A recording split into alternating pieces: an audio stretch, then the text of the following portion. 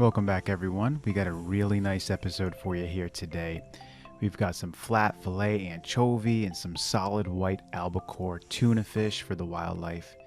Just wanted to throw both of these down there out in the woods, out in the wild, and see which little creatures would come on by and would they prefer the anchovy, that really strong smell, or they want to go for something a little leaner, like some solid white albacore tuna.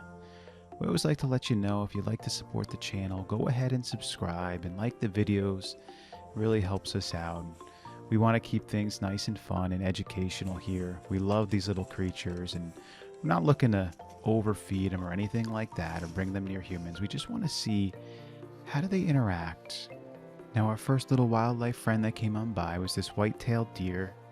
And you can see he's real up close to the camera there, smelling around. And I didn't think he'd be too interested in tuna or anchovies, although he certainly can smell them right now. And perhaps if we put some fruit out or something else, he'd be interested. Right now, he's pretty okay being near the camera. You can see he decides to come on a little closer, so I want to see if he'll come on by and show his face to us.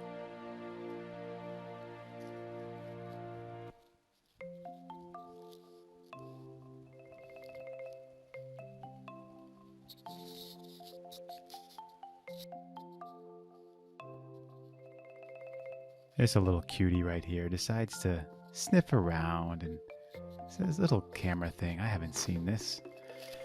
And then of course Gus, our little opossum friend, came by. You could tell the opossums for their long pointy little tail there. And Gus definitely likes to eat a lot of little things, and I figured he might take a stab at the tuna or the anchovies, and he's smelling around. He walks by the tuna, walks near the anchovies, and then he decides to walk away pretty quickly, and this may have been why. He probably sensed another little creature out there near him. And this here is a red fox.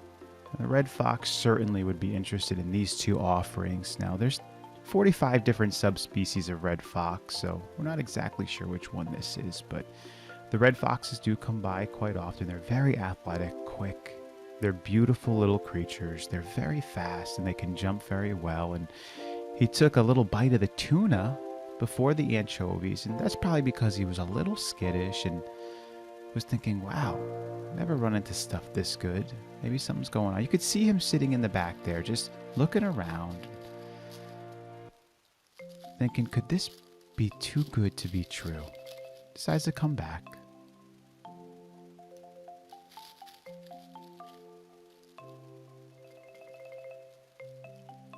Smells the anchovies and then goes right towards the tuna, and back to the anchovy, and still trying to figure things out. And then he decides to walk away and leave his scent.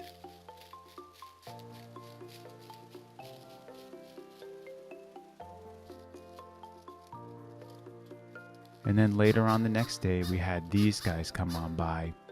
These are the American crows. American crows are very smart animals.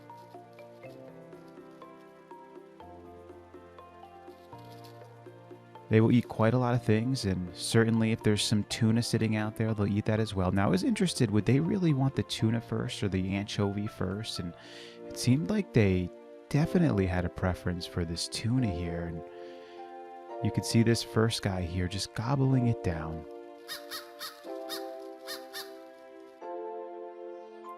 The American crow population is growing quite rapidly. It's up about 20% or so in the last 10 years. And these are very smart creatures. And when we put the foil out, they wouldn't go in the middle of it, but there's no foil here. Look at this guy take that big piece of tuna.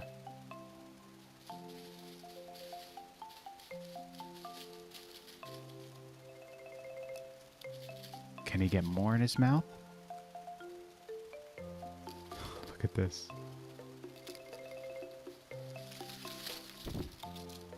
Flies off with that tuna. I think he sensed something in the area, actually, and you'll see in a moment what I think he sensed, because he knew he wanted to get away with as much food as he possibly could.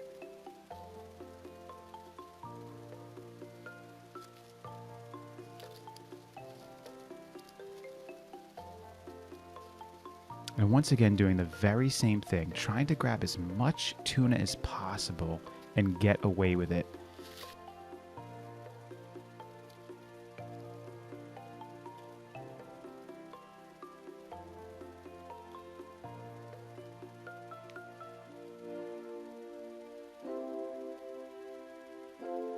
And one final time, grabbing as much as his beak can hold and flying away.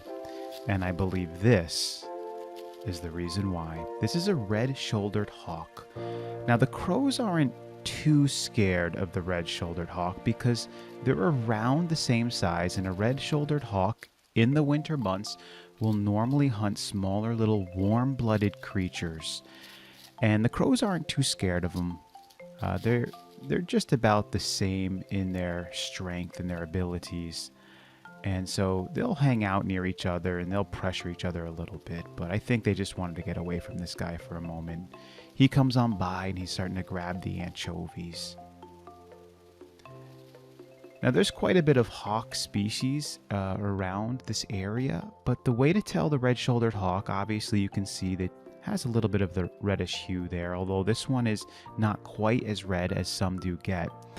But the tail is a good marker because at the back of the tail, they have a black and white pattern that repeats itself going up. And that's a really good way to know if you spotted a red-shouldered hawk. And he's really interested in the anchovy here first. He's enjoying it quite a bit. And you can see the crows are coming on by because, again, they're not too scared of this guy. They're going to make sure that nothing actually happens between each other. But if there's food to be had and he can get in there, he's going to try to grab some.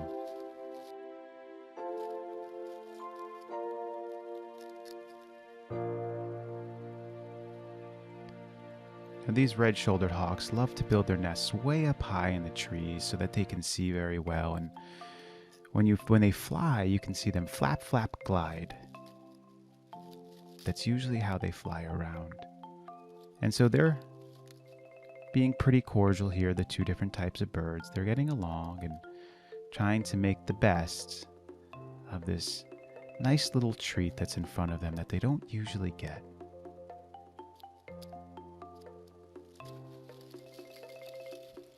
And once he flies off, that's more for them. So they're going to come on in and try to finish off as much as they possibly can. Once again, grabbing a whole bunch. And then the red-shouldered hawk comes on in.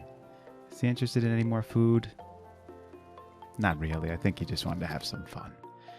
He flies off, and then the crows, the American crows, come on back, and they finish up as much as they can with a squirrely little friend in the background there. And you can see now at this point nearly all of the tuna and most of the anchovy is completely gone. Thank you for coming along with us on this one. And again, if you'd like to support the channel, subscribing and liking these videos is all we need. Until next time.